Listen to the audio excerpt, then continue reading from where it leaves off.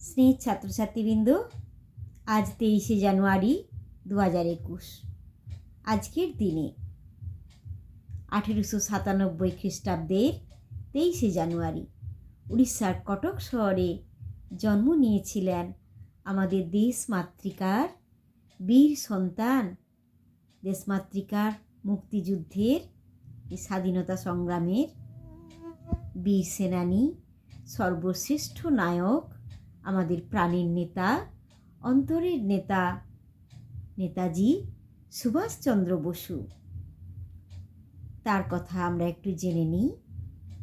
ছোটবেলাটা তার কেটেছে উড়িষ্যায়। তার বাবা উড়িষ্যার উকিল ছিলেন, সেখানেই তিনি জন্ম নেন উড়িষ্যার কটক শহরে। বাবা জানকীনাথ বসু উকিল ছিলেন। মা প্রভাবতী দেবী খুব ধর্মপ্রাণা মহিলা ছিলেন। মায়ের প্রভাব সুভাষচন্দ্রের জীবনে অপরিসীম। তিনি মাকে খুব ভক্তি শ্রদ্ধা করতেন। আমাদের সবাইকে পিতামাতাকে ভালোবাসতে হবে, তবেই না বড় হতে পারবে। তারপর লেখাপড়া শিখতে এসে তোমরা বাইরের জগৎকে জানবে, তখন সমাজকে চিনবে, সমাজকে ভালোবাসতে হবে, বাইরের জগৎকে ভালোবাসতে হবে। তার প্রথম পাঠ তোমাদের বিদ্যালয়ে দিয়ে শুরু। এই সুভাষচন্দ্র ছোটবেলায় তোমাদেরই মতো 5 বছর বয়সের বেশি আগে ভর্তি হন উড়িষ্যারই একটি স্কুলে। সেখানে ইংরেজি মাধ্যমে তিনি পড়াশোনা করতেন। তারপরে এসে ভর্তি হন কটকেরই রেভেনশা কলেজের স্কুলে। সেখানে কিন্তু বাংলা ভাষা পড়তে হতো, কিন্তু তিনি আগে বাংলা সংস্কৃত কিছুই পড়তেননি, ছিল না সিলেবাসে। তাই যখন কলেজের স্কুলে ভর্তি হন, তখন স্কুলের শিক্ষক, বাংলার শিক্ষক রচনা লিখতে বলায় তিনি কিন্তু খুব খারাপ করেছিলেন। সেই জন্য তিনি প্রতিজ্ঞা করলেন বাংলাকে তিনি খুব ভালো করে পড়বেন, বাংলা সংস্কৃতকে। দেখা গেল অ্যানুয়াল পরীক্ষায় তিনি কিন্তু প্রথম হয়েছিলেন। বাংলা সংস্কৃতই তো হায়েস্ট মার্কস পেয়েছিলেন, এই প্রথম হয়েছিলেন তিনি। সেখান থেকে প্রবেশিকা পরীক্ষায় পাস করেন।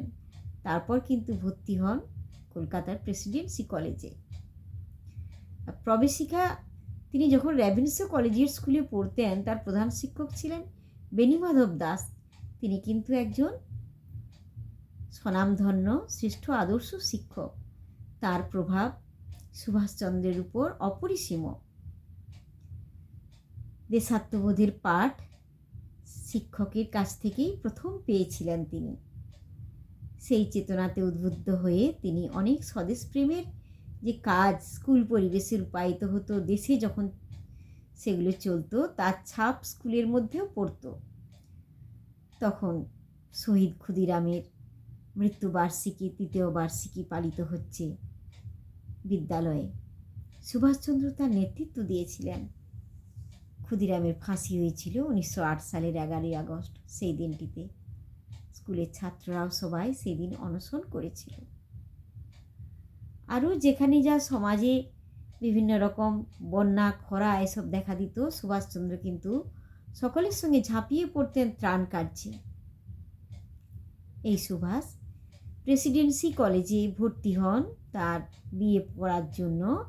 কিন্তু সেখানে যে অধ্যাপক ওটেন সাহেব, তিনি ভারতবাসীর উদ্দেশ্যে খুব অপমানজনক মন্তব্য করায় সুভাষচন্দ্র তার প্রতিবাদ করেছিলেন। সেই জন্য কিন্তু তাকে কলেজ থেকে বহিষ্কার করে দিতে হয়। তারপর তার যে স্যার প্রফেসর আশুতোষ মুখোপাধ্যায় তাকে কটিশ চার্চ কলেজে ভর্তি হতে বলেন। সেইখান থেকে তিনি বিএ পাস করেন অনার্স সহ দর্শনে। তিনি তারপর এমএতে ভর্তি হন, কিন্তু সেই সময় তিনি পিতার পরামর্শে আইসিএস পড়তে বিলাতে চলে যান। সেখানেও তিনি চতুর্থ হন। তারপর দেশে ফিরে আসেন, কিন্তু এসে তখন তিনি একটা ভালো চাকরি নিতে পারতেন, নিয়ে অনায়াসে আরামের মধ্যে দিন যাপন করতে পারতেন। কিন্তু তা তিনি না করে চাকরি নিলেন না। তার বদলে যে আমাদের চাকুরিদাতা ইংরেজ শাসক, তারা আমাদের দেশবাসীর উপরে অত্যাচার, নির্যাতন এই সব করত। সেই জন্য তিনি দেশের মানুষের মুক্তির জন্য সেই যে মুক্তি সংগ্রামে তিনি ঝাঁপিয়ে পড়লেন। তৎকালীন যে রাজনৈতিক দল ছিল ভারতের জাতীয় কংগ্রেস, তার তিনি দুবার সভাপতিও হয়েছিলেন। কিন্তু তিনি গান্ধীজিকে খুব ভক্তি শ্রদ্ধা করতেন, কিন্তু গান্ধীজির যে নরমপন্থী মনোভাব, যে সব কিছু দাবি দাওয়ার পিছনে যে দাবি দাওয়া করে আদায় করা, তাতে কিন্তু তিনি সায় দেননি। তিনি বলতেন কি, রক্তের বদলে রক্ত, তুমি আমাকে রক্ত দাও, আমি তোমাদের স্বাধীনতা দেব, এই তার বাণী ছিল। সেই জন্য তিনি দেশমাতৃকার স্বাধীনতার জন্য সহিংস অহিংস দুরকম পথেই তিনি কিন্তু চলতেন। তৎকালীন রাজনৈতিক পরিস্থিতি বুঝে তিনি দেশত্যাগ করলেন, যে দেশের মধ্যে থেকে ইংরেজদিকে পরাভূত করা যাচ্ছে না, সেজন্য তিনি বিদেশি শক্তির সাহায্য নেওয়ার জন্য 1941 সালের 16 আগস্ট তারিখে তার কলকাতার এলগিন রোডের বাড়ি, নেতাজি ভবন নাম তার এখন, সুন্দর একটি বাড়ি, ছবির মতো করে সাজানো, তার স্মৃতি দিয়ে সেই বাড়ি থেকে তিনি মহানিষ্ক্রমণ করেন। মহানিষ্ক্রমণ এই জন্য, তিনি রাতের অন্ধকারে সেই ওয়ান্ডার গাড়িতে চড়ে ভাইপো শিশির কুমারকে সঙ্গে নিয়ে ছদ্মবেশে বাড়ি থেকে বের হন, অজানার পথে পাড়ি দেন। সেখান থেকে তিনি চলে যান প্রথমে জার্মানিতে, তারপর জাপানে বিদেশি শক্তির সাহায্যে দেশমাতৃকাকে স্বাধীন করার চেষ্টা করেন। তার আগেই কিন্তু তিনি নিজে দেশে থাকাকালীন ফরওয়ার্ড ব্লক দল গঠন করেছিলেন, যখন দেশের নেতৃবৃন্দের সঙ্গে মলমালিন্য হচ্ছিল। তারপর তিনি যে দেশের নেতা চিত্তরঞ্জন দাশগুপ্ত, আমাদের দেশবন্ধু, তার আহ্বানে সাড়া দিয়ে মুক্তিযুদ্ধে নেমে পড়েছিলেন। সেই দেশমাতৃকাকে স্বাধীন করার জন্যই তিনি নিজের জীবনের সমস্ত সুখ স্বাচ্ছন্দ্য বিসর্জন দিয়ে তিনি কিন্তু পাড়ি দিলেন ছদ্মবেশে। কত বিপদসংকুল পথে তিনি গেছেন, সাবমেরিনে চড়ে মহাসমুদ্রে পাড়ি দিয়েছেন, জীবনকে তুচ্ছ করে, মৃত্যুকে উপেক্ষা করে। জীবন মৃত্যু যেমন পায়ের ভৃত্য, তার চাইতেও তিনি জীবনের মায়াকে ত্যাগ করেছিলেন, করে দেশকে স্বাধীন করার জন্য বিভিন্ন ছদ্মবেশে কখনো খেতে পেয়েছেন, কখনো পাননি, সঙ্গী কখনো ছিল, কখনো একাকী, এইভাবে কিন্তু তিনি চলে গেছেন বিদেশি শক্তির সাহায্যে দেশকে স্বাধীন করার জন্য। তারপর 1945 সালে একটা কী হলো যেন, বোমা বিস্ফোরণ হলো জাপানের হিরোশিমা নাগাসাকি শহরে। সেই সময়ে একটু দেশের বিদেশেরও পৃথিবীর ইতিহাসে রাজনৈতিক কিছুটা পরিবর্তন হয়। তাকে কিন্তু সেই সময় আত্মগোপন করতে হয়। তিনি বুঝছেন যে এরকম পরিস্থিতিতে এখানে বসে আর কাজ চালানো যাবে না, যেতে হবে আবার অন্য দেশে। সেই পরিকল্পনার ছকও তিনি করে নেন, কিন্তু সেই সময়ে 1945-এর 18ই আগস্ট তিনি দেশবাসীর উদ্দেশ্যে শেষ ভাষণও দেন। কিন্তু তারপর রটনা হয় যে তিনি তাইহুকুতে বিমান দুর্ঘটনায় মারা গেছেন, কিন্তু মানুষ সে কথা বিশ্বাস করে না, দেশবাসী সে কথা বিশ্বাস করে না, কেউই বিশ্বাস করে না। আজ তার 125তম জন্মদিবস, 124 বৎসর বয়স পূর্ণ হয়ে গেছে নেতাজির। আজও কিন্তু দেশবাসী আমরা নেতাজির পদধ্বনি শোনার জন্য উদ্গ্রীব হয়ে আছি। এই যে আমাদের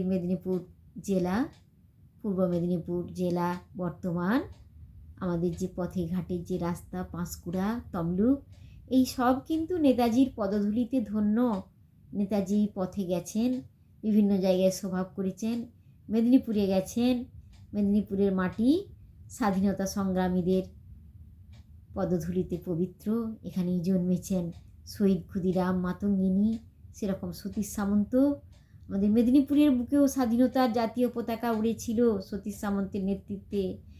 সেই রকমই কিন্তু সুভাষচন্দ্র বিদেশে গিয়ে তিনি আজাদ হিন্দ বাহিনী, রাসবিহারী বসুর তিনি সেটা গঠন করেছিলেন, তার দায়িত্ব দেন সুভাষের উপর। তিনি সেই আজাদ হিন্দ বাহিনীর সাহায্যে দেশকে শাসন মুক্ত করার চেষ্টা করে স্বাধীনতার পতাকা উড়িয়েছিলেন। তিনি পরাধীন ভারতবর্ষের প্রথম প্রধানমন্ত্রী আমাদের প্রাণের নেতা নেতাজি সুভাষচন্দ্র। জয় হিন্দ ধ্বনি কিন্তু তিনিই সৃষ্টি করেছিলেন। জয় হিন্দ, দিল্লি চলো, তোমরা আমাকে রক্ত দাও, আমি তোমাকে স্বাধীনতা দেব। দেশ মাকে আমরা সবচেয়ে ভালোবাসি। দেশ মা, সেও আমাদের মায়েরই মতন। আমাদের সমগ্র পৃথিবীর যে নাগরিক, যে ভাই বোন, আমরা পরস্পর যে মানুষ, আমাদের দেশ ভারতবর্ষের, তার কিন্তু সকলের মা দেশমাতৃকা। সেই দেশমাতৃকাকে স্বাধীন করার জন্য নেতাজি নিজের জীবনের সুখ, স্বাচ্ছন্দ্য, আরাম সব কিছু বিসর্জন দিয়ে ঝাঁপিয়ে পড়েছিলেন। 124 বছর বয়স পূর্ণ হয়ে গেল। এতদিন খুব কম মানুষ বাঁচে, যদিও আমরা জানি জাপানে মানুষ অনেক দিন বাঁচে। তাহলেও আমরা চাইব নেতাজি অমর, আমাদের মধ্যে তিনি চির বিরাজমান, এবং তিনি তার অসীম আয়ু নিয়ে এখনও আমাদের কাছে ফিরে আসুন। আমাদের দেশের প্রতিটি মানুষ তার স্মৃতি রক্ষায়, তার প্রিয় জিনিসগুলিকে রক্ষা করার জন্য অধীর হয়ে অপেক্ষা করছে, সরকারের কাছে বিভিন্ন দাবিও জানাচ্ছে। নেতাজির ইচ্ছাগুলি যেন আমাদের সমাজে রূপায়িত হয়। নেতাজি যেখানেই থাকুন যেন দেখতে পান তার স্বপ্নের ভারতবর্ষ গড়ে উঠেছে, সব মানুষ সুন্দরভাবে বাস করছে। এসো আজ আমরা আমাদের প্রাণের নেতা নেতাজির জন্মদিবসে তাকে আমাদের অন্তরে শ্রদ্ধা নিবেদন করি।